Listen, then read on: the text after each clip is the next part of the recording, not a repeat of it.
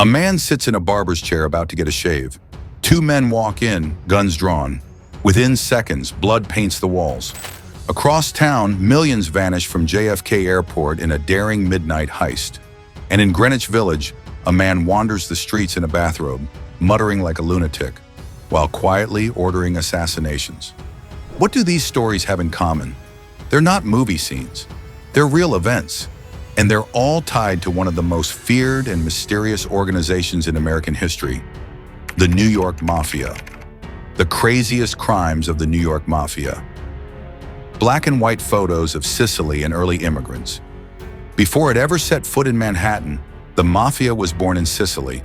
There it was known simply as La Cosa Nostra, our thing. In 1881, Giuseppe Esposito and his men murdered a Sicilian chancellor, vice-chancellor, and 11 wealthy landowners. They fled to America, but their crimes followed. Esposito was eventually caught in New Orleans and extradited, but La Cosa Nostra remained. By the 1920s, the Mafia had firmly planted its roots in New York, thriving off prohibition and bootlegging. With illegal liquor came power in blood. The Castellamarese War, old newspaper clippings, Tommy guns, blood in the streets. Two factions emerged. On one side, Joseph, Joe the Boss, Masseria. On the other, Salvatore Maranzano. Their war for control turned the streets of New York into battlegrounds. Civilians and mobsters alike died in what became known as the Castellamarese War. In 1931, Maranzano came out on top, but his reign lasted mere months. One of Masseria's men, Charles Lucky Luciano, betrayed Maranzano too. He arranged the killing of his new boss. Maranzano was stabbed and shot in his own office.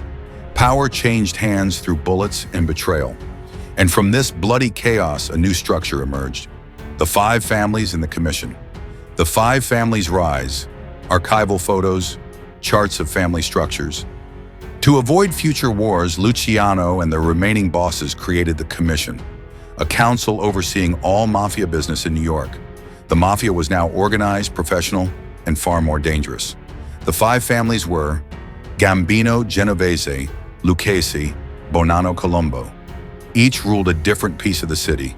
Each had their own methods, territories, and enemies. And each would leave behind a trail of crime so wild, you'd think they were scripted by Hollywood. Albert Anastasia, the Lord High Executioner. Vincent Mangano was the first head of the Gambino family, but his reign ended abruptly. He vanished. His underboss, Albert Anastasia, seized power. They called Anastasia the Lord High Executioner. He was a founding member of Murder, Inc., a hit squad responsible for up to 1,000 contract killings. Operating out of a candy store in Brooklyn, Murder, Inc. turned assassination into business.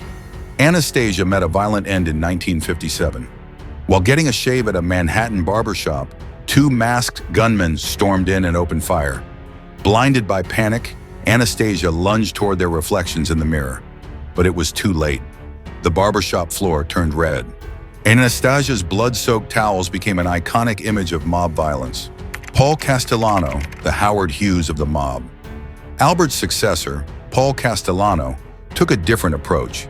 He was a businessman focused on racketeering, labor unions, and extortion. He discouraged drug trafficking, but didn't hesitate when it came to revenge. One of the most disturbing stories involved his daughter's boyfriend. When Castellano felt disrespected, he allegedly had the young man killed. Even worse, rumors say Castellano dismembered his daughter's abusive ex-husband and dumped him into the ocean. Big Paulie ruled with wealth and terror until his own men turned on him. Vincent the Chin Gigante, the Odd Father. The Genovese family was known for gambling and loan sharking, but its boss, Vincent Gigante, brought infamy of a different kind. By day, he wandered Greenwich Village in pajamas and a bathrobe. He muttered to himself, feigned dementia, and avoided eye contact. He was known as the Odd Father, but behind the act, Gigante ran one of the most powerful mafia families in the world. Anyone caught speaking his name out loud faced certain death. It was rule by fear and a mental con. For years, the FBI didn't know whether Gigante was a lunatic or a genius. Spoiler alert, he was both. the Lufthansa heist, Goodfellas in real life. In 1978, the Lucchese family pulled off one of the most outrageous crimes in American history. With inside help from airport staff, mobster Jimmy Burke masterminded the Lufthansa heist at JFK. Under cover of night, the crew stormed the cargo terminal. They stole $5 million in cash and nearly $1 million in jewels. Today, that's over $23 million. No Lucchese member was ever convicted. Why?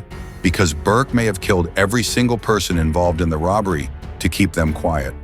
To this day, the money has never been found. The only man arrested was Louis Werner, the inside man from Lufthansa, the Bonanno family, and the Banana War. Even within mafia families, power struggles were deadly. In the Bonanno family, an internal conflict turned into an all-out civil war, known as the Banana War. Salvatore Bill Bonanno went to jail. Gaspar Di Gregorio took over. When Bill was released, he wanted his throne back. Instead, Di Gregorio lured him into a supposed peace meeting and opened fire.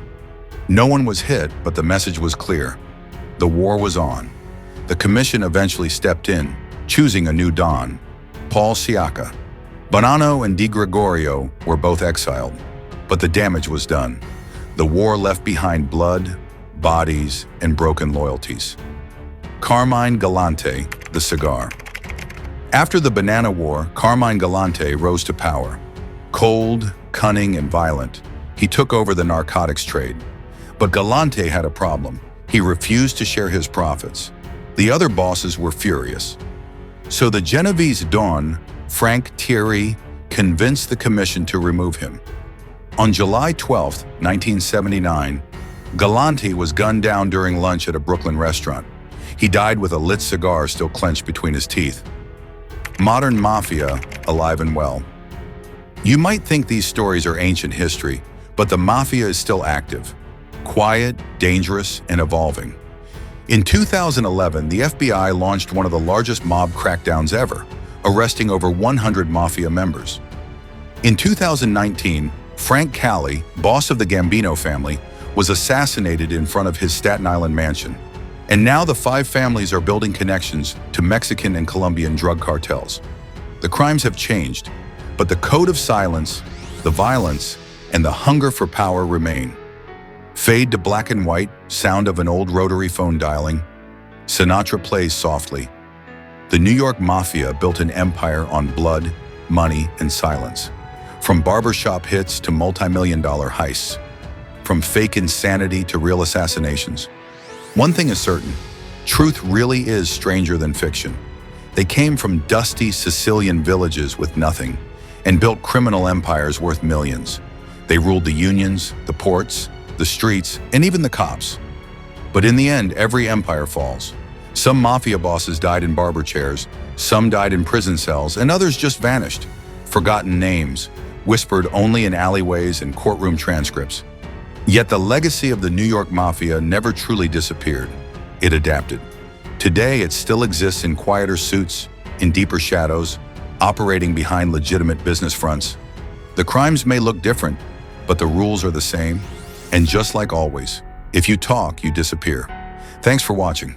If you want more stories like this one, subscribe to the channel. We'll be back with more dives into the dark, fascinating world of organized crime.